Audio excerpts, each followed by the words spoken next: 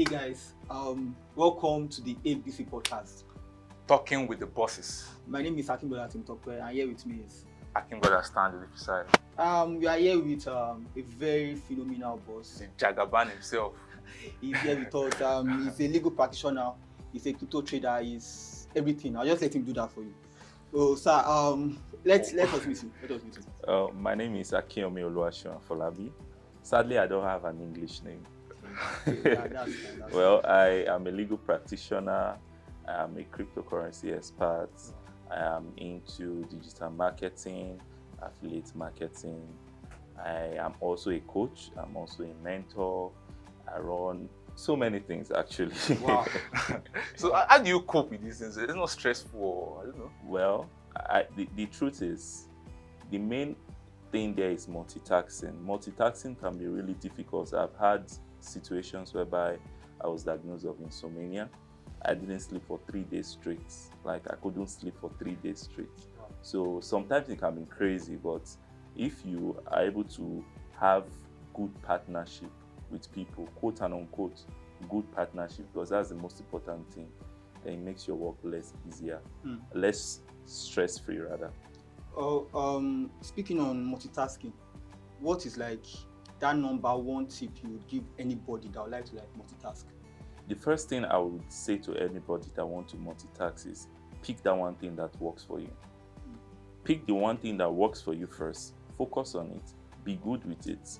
Pick another thing. Focus on it. Be good with it. So, like this popular saying goes that when they asked Picasso that he drew a painting of a woman in less than 5 minutes, and the woman said, "Yeah, you're charging so much for it." He told the woman, he said, "I'm not charging you because I could do it in 10 minutes alone.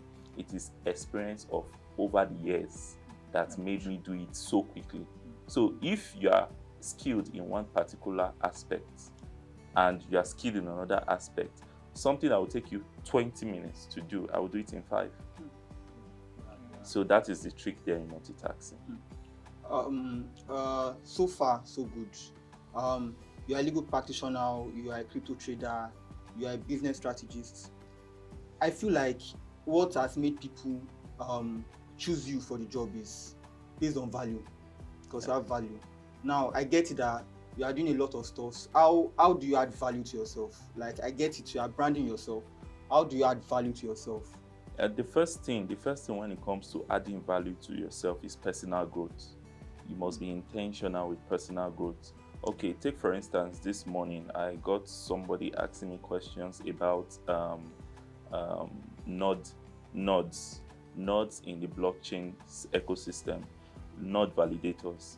I know about node validators, but I don't know how it works. I went to YouTube, I read articles, I stayed up on it for like 4 a.m. till like 6, and now I understand what node validator is. So one thing you should put into consideration whereby you're adding value, not just to others, is that for every feed you find yourself, if you take your personal growth very, very paramount, your personal growth become a means at which you can sell yourself to other persons. That is just the most important thing. So take for instance, now you are a content creator, you are into cinematography and the likes. If you've planted yourself to a reasonable extent that people see your works, they see your, let's say you edit photos and they see that, okay, this photo is actually top notch. The internet is a big place. The internet is a bigger world than the world we live in at itself. That is the funny thing that people do not understand. So if you have a content and it is quality enough and it is good enough, because why, you've invested in yourself to create that. So when you push it out there, people will come find you. So being a crypto trader, what would you advise to young traders? Because since I think last year, there's been probably a dip, or we say there's been a reduction in value of Bitcoin. And people are complaining that, this is too much, I put too much money, because I have people in my DM that are even asking the question that, can I still buy coins? Can I still buy coins? So what do we do? What do you advise to them? Should I tell you something funny? If I say it, when I tell people, they always laugh. In bear market, that is when we make money more. That is the funny thing. In bear market, you make money more. Because look at the market. Okay, BTC was around 68K before it fell. Now, you should understand the semantics about every market trend. for every 4 years or every 2 years, what are the events that happen historically? You know about Bitcoin halving. Okay, when is the next Bitcoin halving? The last Bitcoin halving took place, that was last year, and that was when we saw that massive bull run. So now in bear market, it is whereby you trade perpetual contracts. Perpetual contract, either you are shorting, you are longing, you know that okay, a news is going to come out, you short, you make money from it. But in the bull market, everybody is a genius in the bull market. Those that don't know about cryptocurrency are the ones contemplating that they want to quit, that contemplating that they are losing money. Because why?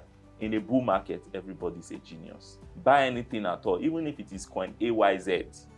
It will do 10%, it will do 20%, and you see them posting like, I'm the boss, I am this, I am that, I'm Jagaban. But when it comes to bear market, you see admin is leaving group chats because they don't understand all this. So the first thing that you need to put into consideration, the advice I will advise anybody that is just entering the crypto space, there are so many things that you need to put into consideration, but out of everything, number one thing is your technical analysis. Okay. Number two is research. I remember last year, if you remember, they were calling me Sandbox Man last year. Why were they calling me Sandbox? I was researching on metaverse tokens. I was researching on VRO and gaming. It was around 1 a.m. at night, I can't forget. So I was checking through tokens that are linked with the metaverse, that are linked with virtual reality and the likes. So I came across 3 tokens: Sandbox, Mana, and Gala. So now I decided to do research on it, and I discovered that Sandbox was actually more linked to the metaverse, to VRO, than even Mana, Decentraland, and Gala. So I decided to throw $1,000 into Sandbox. I left it to like play around. Fast forward to 2 months later, Mark Zuckerberg came in and said that we are switching from Sandbox. You know, he said we are switching from Facebook to Meta. And I had already told my student, I got Sandbox at around, I think, 25 cents. Okay, putting 1,000. 1,025 cents. So when I saw that update, Sandbox was already around, I think, 80 cents thereabouts. Wow. I bought $2,000 more. Extra, okay. Wow. So I could still remember then, a student came to my DM. He said, sir, please, it's as if I did blood money. I don't understand what is going on. So I remember that day, I refreshed anytime I refresh, I'll see $500 add to it. I refresh until I think Sandbox gave me close to like $18,000 last year in profit. Wow. It got to $8, I still remember. He gave me close to $18,000 in profit. Wow. And that was just free information I got on the internet. I feel like what people don't understand is you have to like do your research. You have to be committed to it. Yeah. Like, Yes. because most people do the research, but like you put in a certain amount of money and then you expect it to just boom like hours. Cryptocurrency, the mistake people make is cryptocurrency, not just cryptocurrency, even the forex market, it is not a Ponzi scheme. You don't just enter today and become a millionaire. Any trader you see that, like us, are professional traders that have been in the game for long, that you see us, okay, we are buying things online. I spent like $1 million, that was 2 days ago, on gadget, and people were like, why you spend so much money? Because I'm investing in myself again. So most people do not understand. It's not a Ponzi scheme. If you understand the way the market works, you make money for it. Okay, take for instance, I posted yesterday. If you had bought Shiba Inu around January 5th last year, 2021, as at when Shiba pumped and did that parabolic move, you would have made close to $2 million with just $5. Wow. Wow. Yeah, I remember that time when Shiba That's just $5, much. you would have made close. I know of a friend of mine. I did account management for him. He's currently in the UK. I still remember. He gave me an account of $100,000 then to manage for him for 2 months. Why? Because we did percentage sharing formula and everything. I asked him, how did you make this money? He said, check my trade history. I was just lucky. And I checked his trade history. He made money from Dogecoin. He bought Dogecoin at 0.00000 when it was still at Satoshi level. Wow. And imagine Dogecoin getting to as far as 50, 60 cents.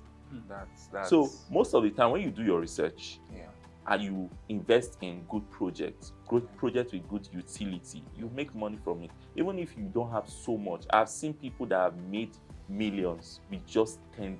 How much is $10? $10 is just like 7,000 naira. People have made millions from it. So you should understand that it is not just doing. I asked a student, I said, if you were to take back the hands of time, what will you do? He said, I will go back in time. I will buy Bitcoin. I will buy 100 Bitcoin. And I laughed. And I said, I wouldn't buy 100 Bitcoin. I will buy 100 Ethereum.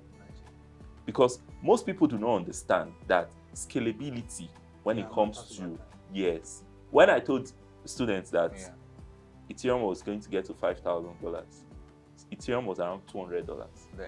They said I was crazy, that it's not possible.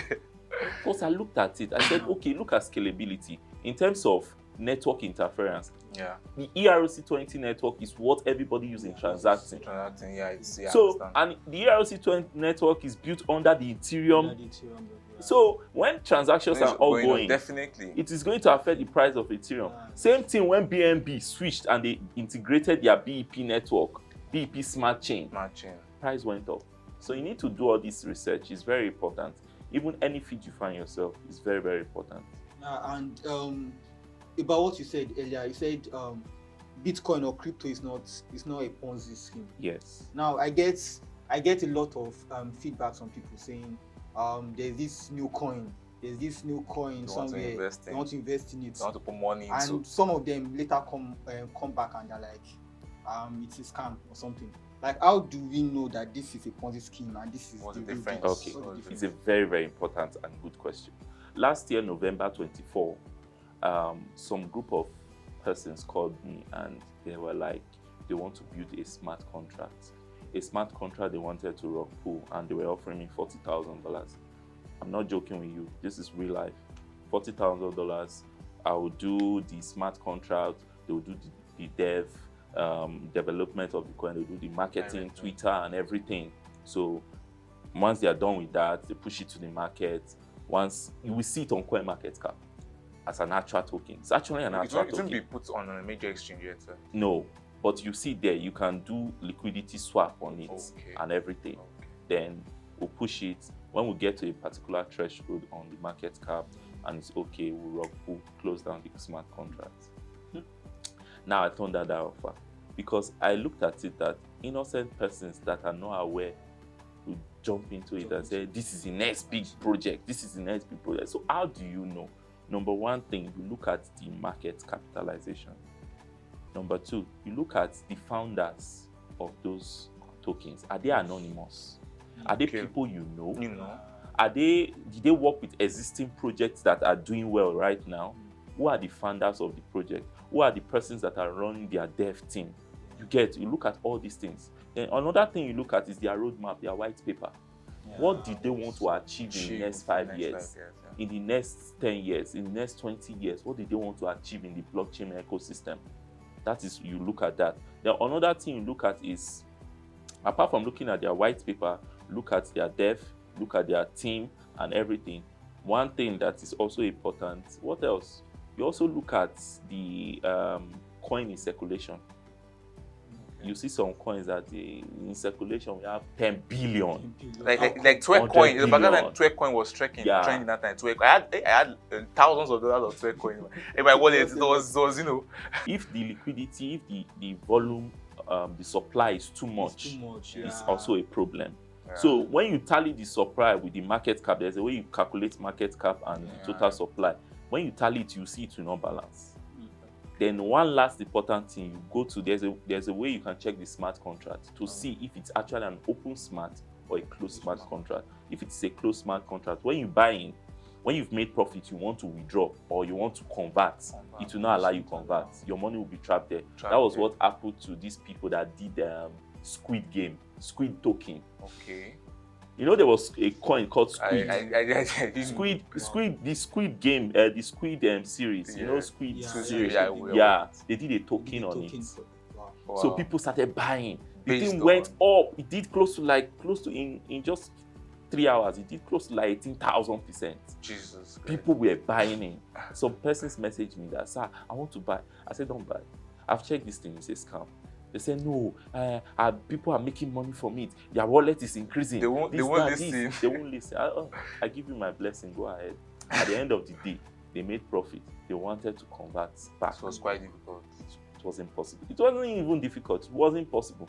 Until a few hours later, it's in rock pulled to zero. Jesus Christ. I feel like it all boils down to do your research.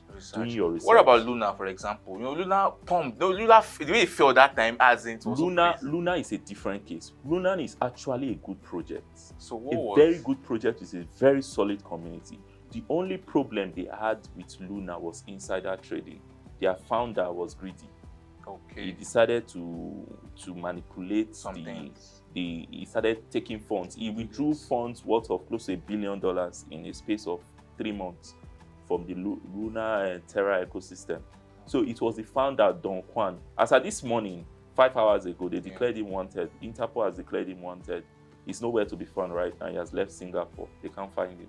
Okay. So it's actually a good project. The only thing there was that the founder became greedy.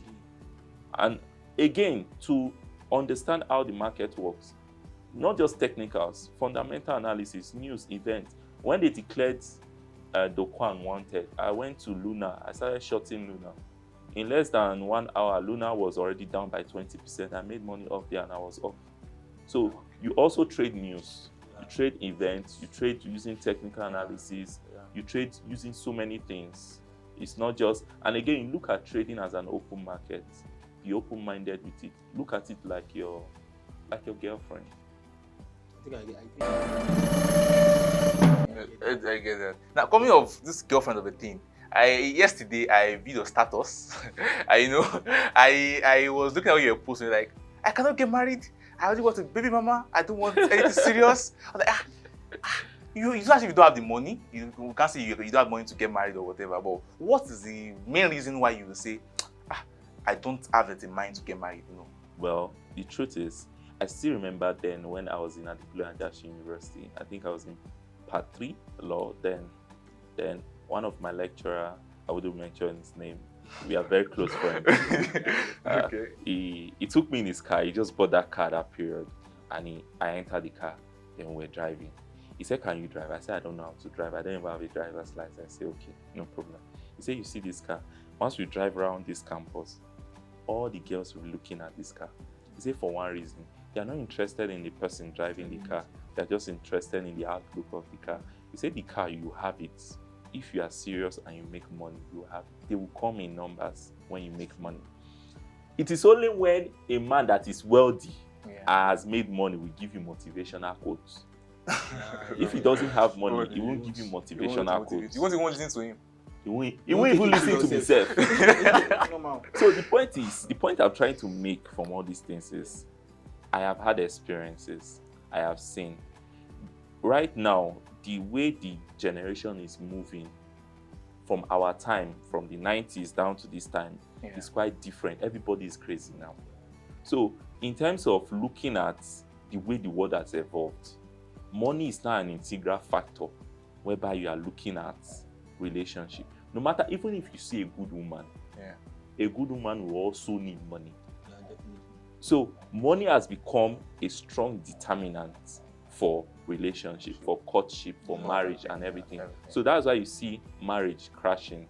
As at last month, in the law firm I was freelancing for, we had 53 divorce petitions. Jesus. In just a month. 53. So right now, and if you check the record, it's either the man is not so financially stable, attention because he's working so hard, and blah blah blah. So many instances. So I now looked at the whole thing and the experiences I've been having, and I was like, no. Just determined. It's just Marriage for me, it's not. Marriage is an institution that shouldn't be made compulsory. It is voluntary. So it is just society that has painted a picture of, okay, look at Women of O, that novel, if you remember that drama series, that novel, Women of O. Now, the old didactic storyline of that movie was centered on a woman that is being judged by society. She couldn't give birth. It was a woman in her prime, sorry. She couldn't give birth. And she was struggling. She went from one husband to another. When she eventually gave birth, they still talked. So the point I'm trying to make is, no matter what you do in society now, it's what really makes you happy that you should put into consideration, not what society decides for you. Society will tell you, like my dad. My dad wants me to. When I started cryptocurrency, my dad disowned me. My dad didn't call me for 1 year. He said I was doing fraud because he didn't understand what cryptocurrency of the archaic generation. I tried to explain to him. He didn't understand. But later on, as time went on, one of his friends, they were like in a meeting like this, and somebody was telling him that there's this, his son just started business, and he has a mentor that is taking on cryptocurrency, he's making money off him. My dad was like, that's good though, and blah, blah, blah. I was the mentor they were referring to. So, at the end of the day, if you are not putting efforts on yourself for your own happiness, my dad believes in go to school, have a good grade, finish with a good degree, have a white-collar job. When you make money, settle down. I cannot settle for that kind of life. I don't want an average life. That's why I cannot work for somebody. You understand? You have to be intentional about it. If you can make up your mind that you don't want to work for somebody, you have to also make up your mind that you want to put in the work yourself. So at the end of the day, I don't want to be an ordinary person that is a circle. I want to be spontaneous. I want to be out of that circle. Explore. Look at the young generation. I'm happy about the young generation. People are going into the digital world. People are making money from content creation. They are even making money. Content creators are making money than Nollywood. Than Nollywood. People that go to the office. You understand me? So these are things you need to put into consideration. Your personal happiness matters. So when your personal happiness matters, then you can make decisions whether you get married or you don't get married. Depends on you. But I have a question. I think there's a particular time news came out, I think it was last year or 2 years ago, when government was saying they ban crypto, the this and that. Now, as a legal practitioner, is it that they ban crypto, or I don't really get that phrase? Actually, before that news came out, there has been a circular from CBN that trading of digital assets is risky. And it's just like a caveat. It's a circular that serves as a caveat, like a warning. It's more of like saying that drinking this table water is good for your health, but it has so and so risk factors involved. That is what they were saying. They are trying to advise you. If you are trading cryptocurrency, it is risky and everything, and blah, blah, blah, blah, blah. That was what was contained in that circular. So there is no actual law that says do not trade cryptocurrency.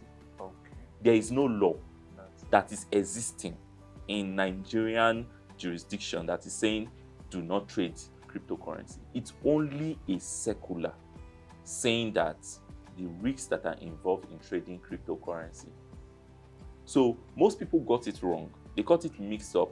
So when government saw it, they placed input. They knew that if you check the volume of transaction that is being done in terms of cryptocurrency in the world, Nigeria even surpassed the US. Nigeria should be number one right now. So they saw that with the way it is going, they keep on devaluing the naira, but it is not helping matters. So, and again, as at then, you can trade on your platform. When you make profit, you just use Flutterwave. They credit your account directly with the dollar equivalent. But they now looked at it that if they keep on like this, the country is going to go underground. It was a good move. I was in support of that, for them to prevent converting stable coins pegged in USD to Naira. So they placed restriction on exchanges that, okay, you cannot be able to. So that was when exchanges introduced peer-to-peer method, that you want to buy, you want to sell, you sell within yourselves rather than using a bank or an intermediary. Then the federal government went on to place impositions or sanctions on banks that, okay, or any bank trading cryptocurrency with accounts and everything, that they will be closed down. Not seized, closed, and the funds will be refunded to you, but your account will be closed. So we saw banks going against that policy too, that they will freeze your account. I had issues then with Kuda Bank. They froze my account for a duration of like a month. I sent them a letter. I told them I was going to sue them because they were costing me business. Okay, fine. I traded cryptocurrency. Close out their account and give me my money. You can't hold my money ransom. But it was because of the fact that I was a legal practitioner. That was why. But some persons do not know their right. Today, some persons' money are still frozen. So we are trying to put a lot of sensitization out there for people to realize that you cannot be arrested by a police officer because you are trading cryptocurrency. It is not illegal. There's no law that says trading cryptocurrency is illegal. It is not illegal. It is not a criminal offense for police to check your phone and harass you and the likes. These are issues that need to be placed into consideration. So when government saw that they couldn't level up, they started to introduce eNaira. But sadly, eNaira has gone underground. I read the news that they performed about, I think, $2 billion transaction, I think 2 months ago, the eNaira itself. $2 billion? Yeah, Naira. Naira. 2 billion Naira is actually small.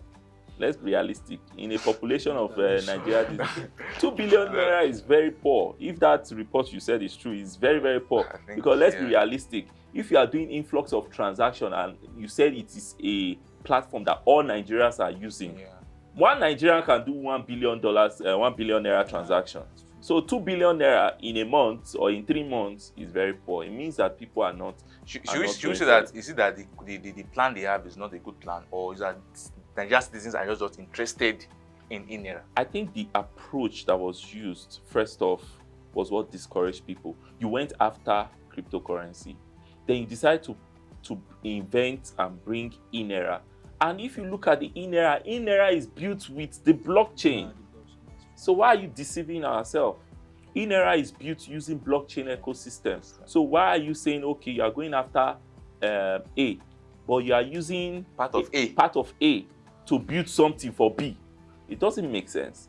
So it was the approach they used at first that discouraged people. But that means eNaira is a very good. For me, eNaira is actually a good platform to utilize. It's actually a good platform, but it's just sad that the way and manner it was done wasn't just acceptable to people. That was the only So reason. What was the main purpose of that eNaira? What was it to the issue?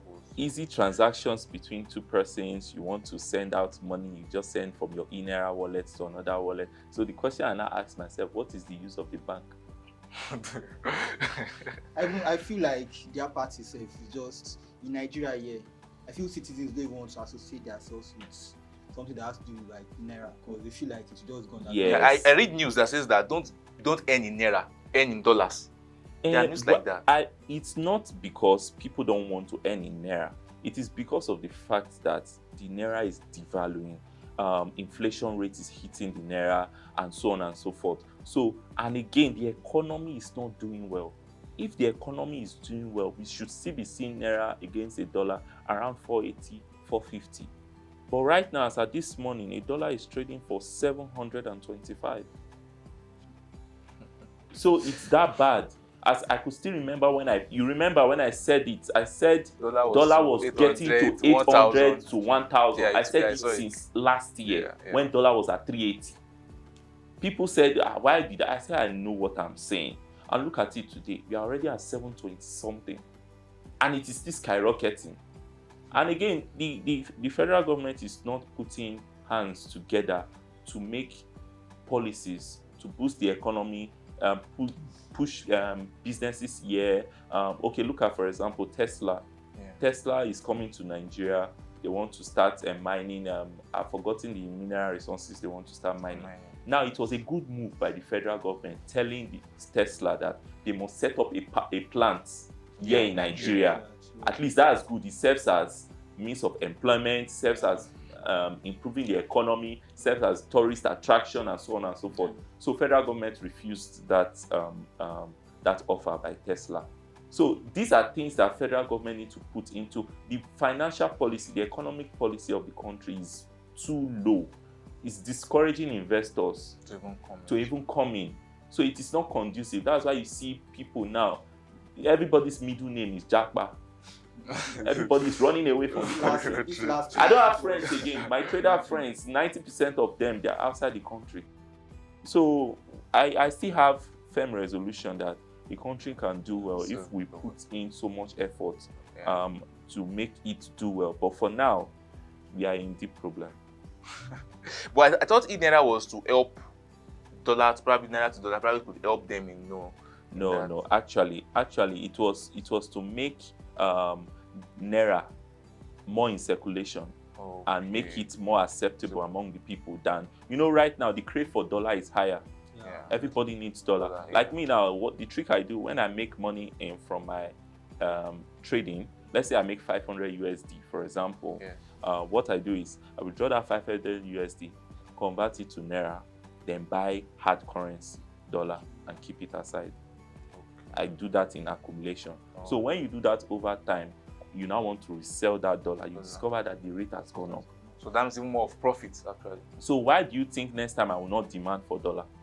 I will not demand for the I read last week that this week or I think weekend that they were saying they banned Nigerian cards from buying things online. Like before, I think they restricted it to $20 before. Now they've made it zero. Like you can't use your normal Visa card or your MasterCard to buy things online. Are these things restrictions? Are they to make Naira to gain value? Or so many restrictions they are placing to make Naira gain value, but that is not the way forward. You are adding more petrol to the existing burning fire, and I trust Nigerians with things. They will always improvise. Exactly. Definitely. They will always improvise. Definitely. So you have to make it conducive enough and create an atmosphere for it to work than for you to already tarnish what is working so as to place restrictions. That is the issue we have with the government. I feel like the restrictions are just too much because PayPal doesn't work here in Nigeria. Well, the truth is, apart from sorry to cut you short, the truth is, apart from that restriction not working, I think majority of the time it's all boiled down to the fact that Nigeria is now one of the centers of fraud in the world. So that is why you see, you want to even register normally for Fiverr, they will kick you out. Once you register your profile, they see your name as a Nigerian, you are in problem. Because they feel that, okay, a typical Nigerian man is a fraudulent man. So it is the way the system has been bastardized. That is why. So you won't entirely blame the government. Totally. The citizens themselves have their own blame there, because whereby let's say for example, you introduce a system is working so well, everybody's enjoying it. One day you just bro, have a cheat code deal. Subscribe for this thing, you get unlimited access for this. Somebody has already gone to the back to boycott. And you see people patronizing that person. So that is the way it works. That is the way it works. So you see people now, they want to buy something. You say, this thing, it's made in Nigeria. I no buy. It must be China or it must be US. Because I even remember there's this very famous brand, this motor brand, Innoson Motors. Yeah, Innoson. But for a while, like it's been a while, this brand has been in Nigeria. I've discovered that Innoson Motors that's even in Nigeria is not even being patronized. Yes. By the Nigerian. Apart from Innoson Motors, we also have other brands that are coming up. There's one that just came, though. I think they have a plant here in Nigeria, an assembling plant in Lagos also, electric cars. People will not patronize for the fact that it is Nigerian made. But if you look at it if you want to wire your house, the best wire is the Nigerian wire. It is the stronger one. Nigerian products are actually quality. It's built for it's durable. But majority of take for instance, now I wanted to get a set of tires for my car. That was like 2 months ago. They told me, they said this tire was very okay. I checked online, checked reviews online. I discovered that tire is only built for countries whereby there's high level of winter and everything. So you won't compare it having grip on the floor when it rains. Same thing with the oil. There are oil for winter, there are oil for summer.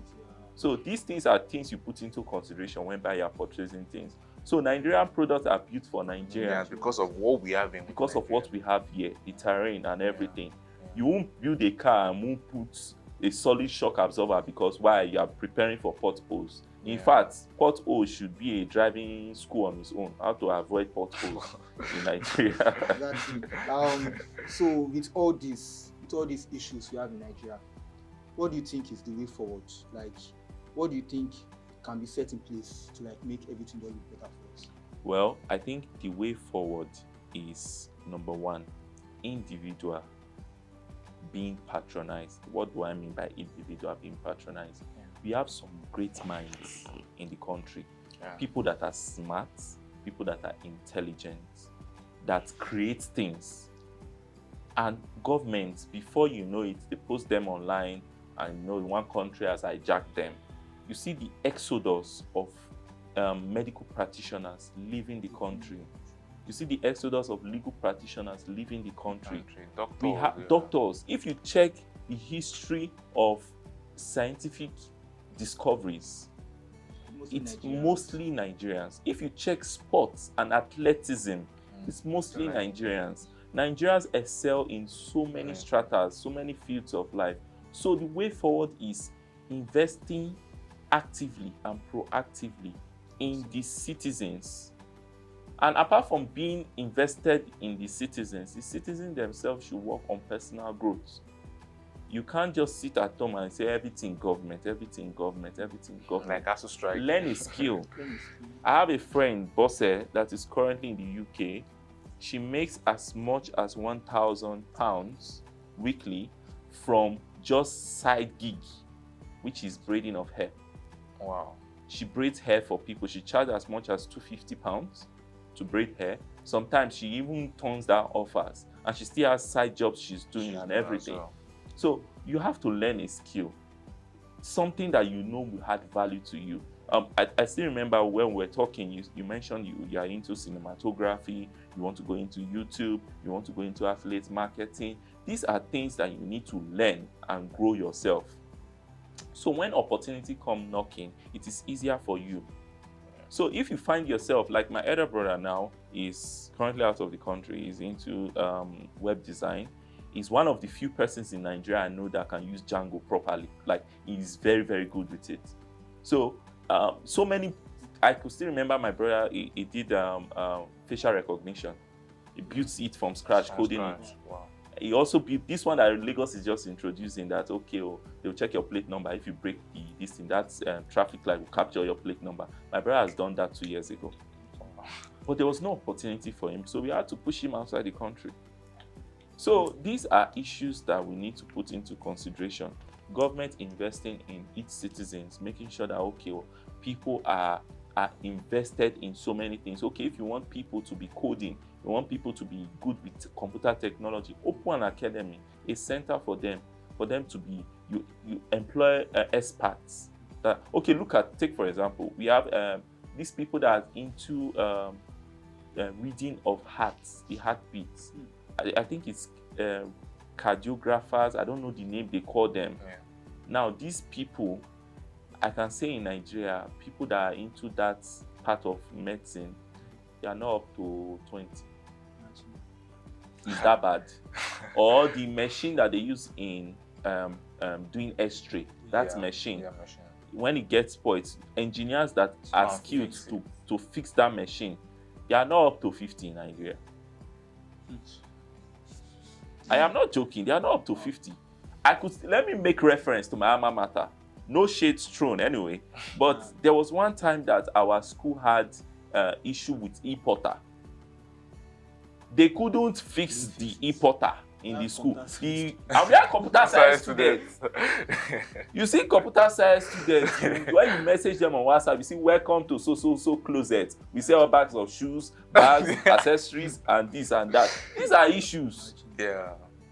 But also in that, I have seen computer science students that things they know, lecturers do not know. No, at all. That is the truth, because they went as far as going for the practical aspect of it, learning outside the walls of the classroom, outside the syllabus and everything. You can be teaching JavaScript and they are already in Python. Yeah. They are already in another programming language. So these are things that we need to put into consideration. And now the government is not even helping matters.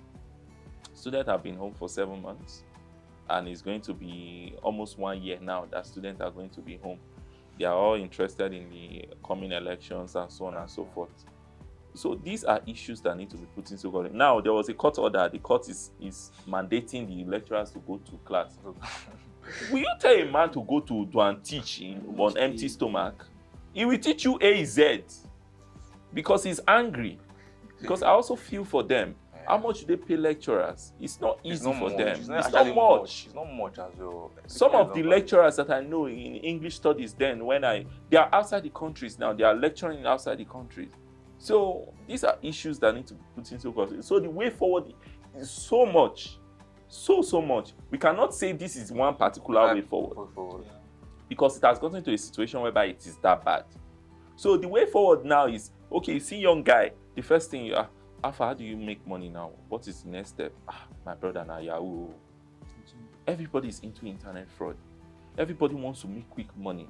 Because why? Social media is also a problem. Yeah. You see people looking at this guy is chopping live, this and that. And these are things that you ought not to do. And if you look at the persons that you're even trying to emulate on social media, you discover that your life is even better than their life. Some of them live from mouth to mouth. Yeah, I watched a clip then, Twitter. One particular Twitter influencer wanted a picture. He had to go and borrow shoe. One particular guy saw him, was videoing. This is not the first time he was borrowing shoe. So, I don't know. So these are things that there are so many issues that need to be addressed actually in all sincerity. But I just feel that at the end of every conversation, they will say it is well. God will take control. God has taken control right from creation. So it is now for us to be proactive, reactive, and do what is right. So thank you so much for coming to our show. Really appreciate you. You're welcome. For you to even come, it's actually, we should really thank you specifically, in a particular manner. But thank you so much for coming. I appreciate the audience. Thank you so much. So everybody, this is the ABC Broadcast Show. We want you all to keep streaming, subscribe, and very soon we'll be bringing more people that you will learn from, like our brother, our layer here, our critical leader here as well. So thank you so much. Thanks for watching. Thank you very much. Thank you. My name is Stanley. And my name is Tim Tokwe. Goodbye.